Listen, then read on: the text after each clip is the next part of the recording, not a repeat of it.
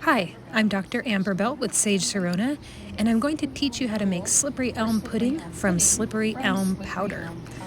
This home remedy is great for heartburn, reflux, and general GI upset. We feature slippery elm powder in our natural first aid kits, so check us out at sagesirona.com. To make slippery elm pudding, use 1 to 2 tablespoons of powder. There is about a tablespoon of powder in the packets we provide in our first aid kits. And add water until you have the consistency of a thick pudding or a thinner gruel, your preference.